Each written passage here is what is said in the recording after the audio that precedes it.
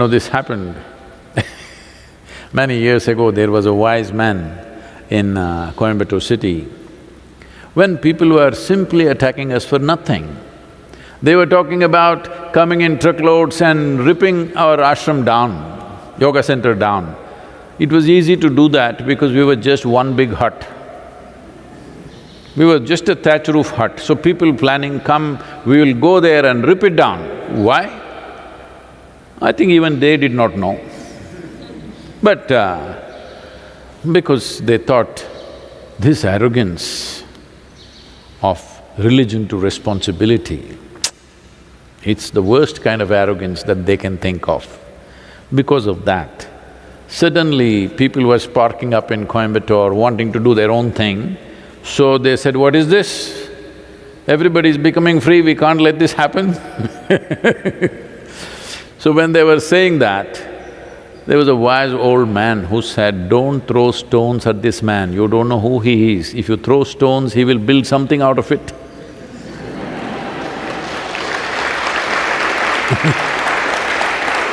You see all the stonework.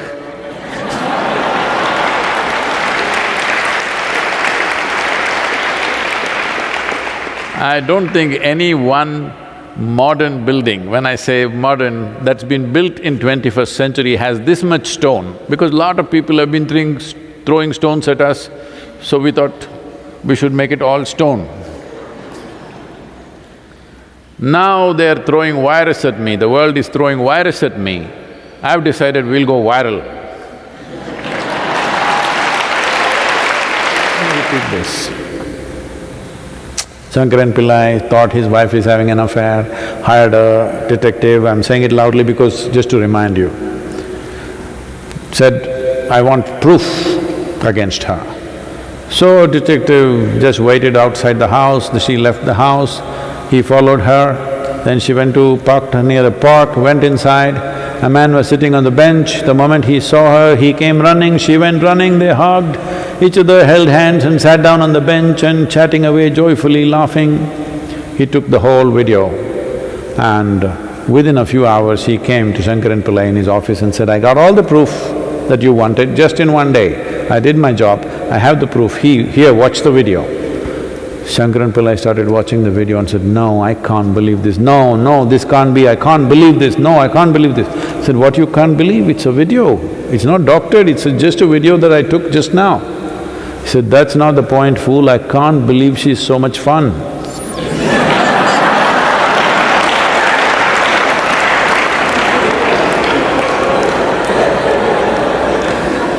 So, after 15 days is over, when the man goes away somewhere, then you will see how much fun he was.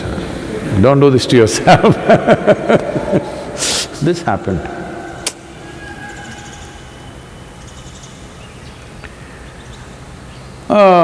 There was a man in Louisiana, and one day he had a guest at home and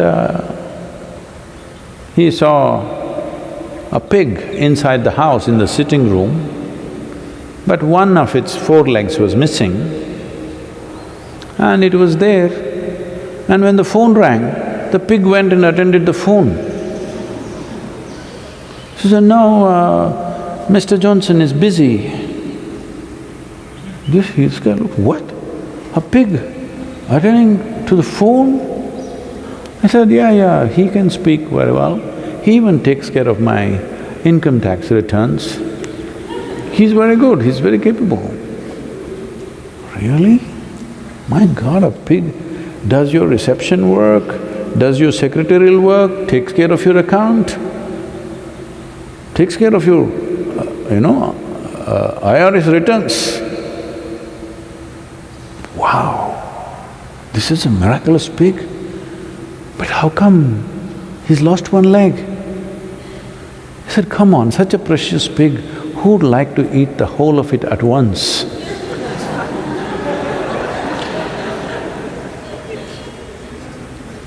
So you have this habit of creating a false value to something.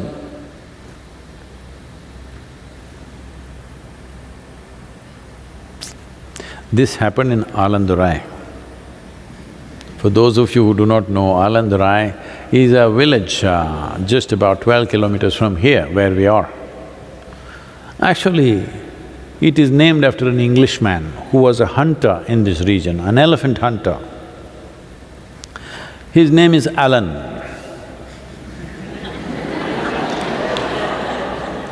And at that time, you had to call them master. All the English people, the local people had to refer to them as master. So in the local language, it's Dorai. So it's Alan Dorai has become Alan Dorai. So in this Alan Dorai, two donkeys met, real ones. I mean to say four-legged ones.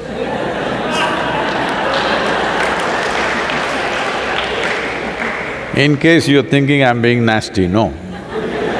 Real donkeys, they met. One was very well-fed and doing well. Another one came and he was emaciated and looking quite pathetic. Then they got to talking and inquiring about each other. They have no virus concerns, so they're talking about their own life. So one asked the other, "Why are you stuck in this job with your owner? See, I escaped from my master, I am my own, I go and eat what I want. See how I am, look at you, a pathetic creature." Then the other donkey said, "Yes, my master is a cruel man, he hardly gives me any food, he beats me, he abuses me, uses all kinds of bad words, he even abuses my mother." It's a common habit, you know. Then the well-to-do donkey said, "Why? Why are you with this guy? Why don't you just come with me, let's go away." He said, "See, he also has a young daughter. He also abuses her similarly. He doesn't spare her mother either. And he also beats her with the same stick with which he beats me. And he keeps threatening her, if you don't behave, one day I will get you married to this donkey." So, my job has better prospects.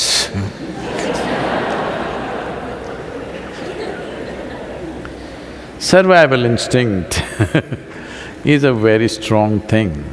It's not only women who have that. When you create situations where they could be physically vulnerable, then of course a woman's sense of self-preservation becomes very strong. This is why creating a civilized place that her physical weakness does not… When I say weakness, I'm not saying weak that way, I'm saying muscular weakness compared to a man doesn't work against her, it's very important. This is why a spiritual space is created in such a way, a woman need not think whether she is a man or a woman, she can just go about as she wants. This is very important, because if you create a space where she is physically threatened, naturally she will become very conscious about her survival process.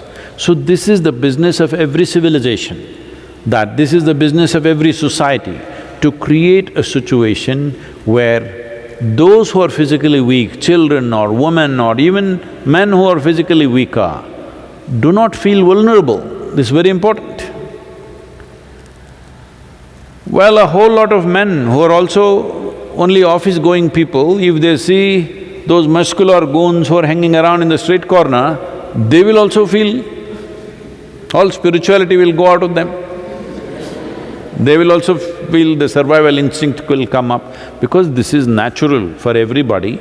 But because a woman is vulnerable in many different ways, because of that, it is absolutely important to create societies where there is no physical threat to her existence or her basic dignity. If this is taken care of, well, survival instinct functions the same way in everybody. Actually, I have always noticed, in the initial parts of spiritual growth, women always take very rapid steps. Men are, they're trying to put 2 plus 2 together, but their mathematics is not… mathematical knowledge is not helping them how to put 2 plus 2 together. They keep struggling. But they will come to a mid-range and women, they'll get little distracted here and there. This happened with Gautama. What's her name? It's a beautiful name. What's Gautama's woman disciple, what's her name? Sangamitra. So, Sangamitra argued with Gautama, why don't you let women into the monkhood? They should also become monks. Gautama is, he's not on the social media, he was not. He's unconcerned about other people's opinions. So he said, see, if I have only male monks, this order will live for 2500 years. That's what I'm planning. We have reached 2500 years now, still alive. But if I allow women, it will die in 500 years. So she asked, why is that? Then he said, if only male monks are here, you can always have them attracted towards the Buddhahood, that means a quality. But if you allow the female here, initially she will go for the Buddhahood, then she will want to go for the Buddha. So to make her cross that middle step, it's a bit of hard work. But if she crosses that, then when it comes to a sense of abandon, a woman has a larger sense of abandon than a man. It takes much more for a man to come to a sense of abandon, because when he comes to that place, his sense of self-preservation is stronger than a female thing. The moment the woman feels well protected, she easily comes to a sense of abandon. Just see traditionally what's been happening, or even now. You do one thing, you get a man married and send him to his in-laws' house to live there. You will see how he will struggle. Because he cannot make himself a part of anything, he has to be like that. She goes there, if they're nice, she becomes a part of that home absolutely. More a part of that home than the people who are living there till now. Yes, she will. Because she has a sense of wiping off her boundaries and becoming a part of what she involves herself in. So it is a wrong way to look at it, it is just the physical vulnerability is definitely higher in a woman. So creating societies where that is not being exploited is most important.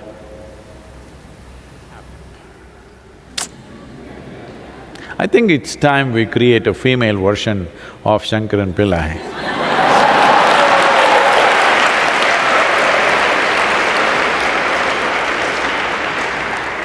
Okay, she went to a casino. She has no name yet.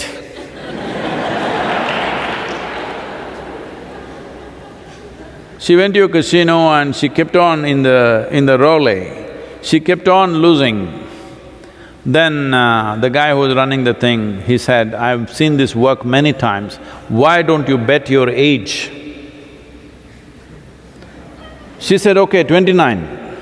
She put it, and then the roulette stopped on 42. She just fainted.